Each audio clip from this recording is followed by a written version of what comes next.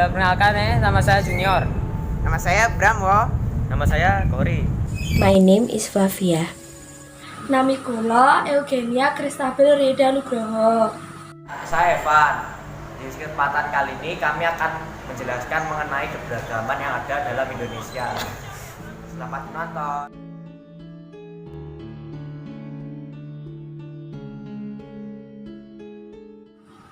Kebinekaan merupakan sebuah hal yang tidak bisa dihindari dalam kehidupan bangsa Indonesia. Yang meliputi kebinekaan adalah suku bangsa, bahasa, adat istiadat, dan sebagainya. Kebinekaan yang terjadi di Indonesia merupakan sebuah potensi sekaligus tantangan. Dikatakan sebagai sebuah potensi karena hal tersebut akan membuat bangsa kita menjadi bangsa yang besar dan memiliki kekayaan yang melimpah.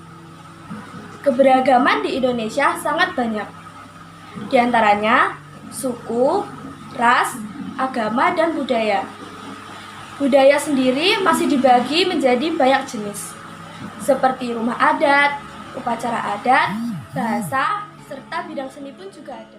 Sebagai warga Indonesia yang baik, sudah sepatutnya bagi kita untuk mengetahui dan mempelajari budaya-budaya yang ada di negeri tercinta kita ini. Tidak lain tidak bukan, agar budaya kita tetap lestari, senantiasa terjaga, hingga anak cucu kita pun bisa menikmati indahnya keberagaman kita ini. Yuk kita kembali menyaksikan indahnya budaya kita. Yang pertama, ada rumah adat. Rumah adat di Indonesia sangat banyak loh. Ada rumah kebaya di Jakarta, bangsal kencono di Yogyakarta, dan rumah joglo di Jawa Timur. Wah, di Pulau Jawa saja sudah banyak ya. Kalau yang tadi rumah adat, selanjutnya adalah upacara adat. Yuk kita lihat bersama-sama. Ini adalah tradisi mitoni di Jawa.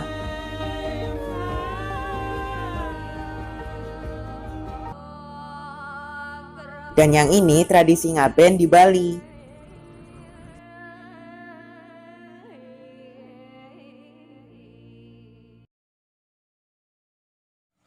Namun sayang, keberagaman masyarakat ini memiliki potensi menimbulkan berbagai masalah dalam masyarakat. Salah satu karakteristik keberagaman adalah adanya perbedaan. Perbedaan yang tidak terselesaikan dapat berkembang menjadi konflik yang ada di dalam masyarakat. Berbagai perbedaan di lingkungan masyarakat dapat menjadi faktor penyebab yaitu konflik.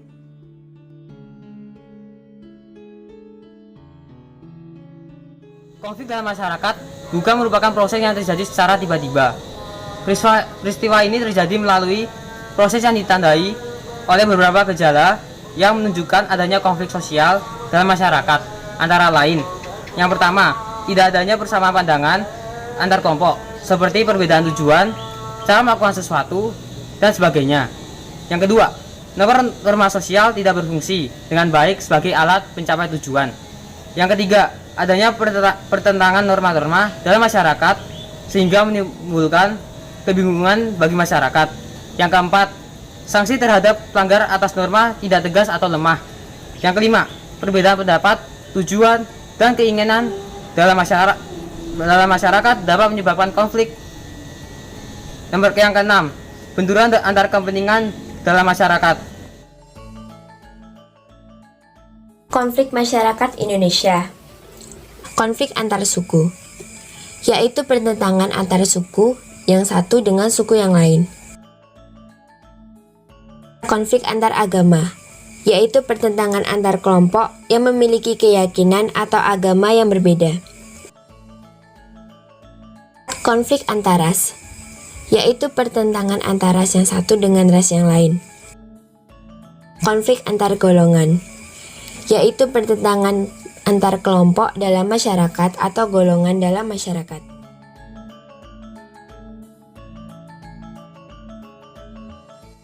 Akibat konflik dan dalam keberagaman. Konflik dalam masyarakat memiliki akibat positif dan negatif secara perorangan maupun kelompok. Salah satu akibat positif konflik adalah bertambah kuatnya rasa solidaritas kelompok. Sedangkan akibat negatif konflik yang pertama antara lain seperti perpecahan di dalam masyarakat, yaitu kerukunan masyarakat akan terganggu akibat konflik yang terjadi sehingga anggota yang sebelumnya saling bertegur sapa menjadi saling memusuhi. Yang kedua, kerugian harta benda dan korban manusia, yaitu kerusakan fasilitas umum dan rumah pribadi merupakan contoh nyata akibat dari suatu konflik. Bahkan konflik juga dapat mengakibatkan korban jiwa. Yang ketiga, kehancuran nilai-nilai dan norma sosial yang ada, yaitu nilai kasih sayang, kekeluargaan, saling menolong, persaudaraan akan memudar atau hilang akibat dari sebuah konflik. Aturan-aturan sosial yang berubah seperti larangan bertemu dan bekerja sama dengan kelompok lain.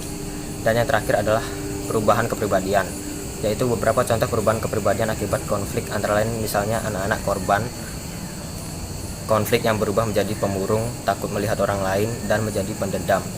Orang yang terlibat konflik juga menjadi pemarah, pendendam, dan beringas serta agresif.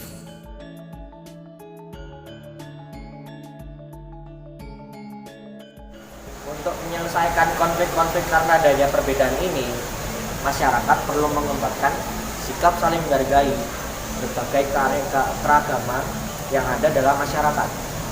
Kita boleh saja membanggakan kelompok kita, namun tidak boleh berlebihan, apalagi sampai merendahkan kelompok yang lain. Sikap seperti itu tentunya akan menimbulkan perpecahan. Alangkah baiknya apabila kita menghormati dan menghargai budaya daerah lain.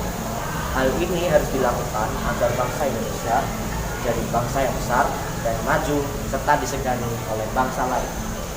Sikap menghargai dan menghormati keanekaragaman suku, bangsa, dan budaya dapat kalian lakukan dengan berbagai cara. Misalnya, tidak menonjolkan suku bangsa sendiri, tidak menjelek-jelekkan suku bangsa lain, mau bergaul dengan teman yang berbeda suku, memberikan pujian terhadap keindahan budaya suku bangsa lain, menyaksikan pertunjukan kesenian daerah, dan lain sebagainya. Dengan mempelajari budaya kita, itu berarti bahwa kita telah menghargai dan menerima keanekaragaman budaya.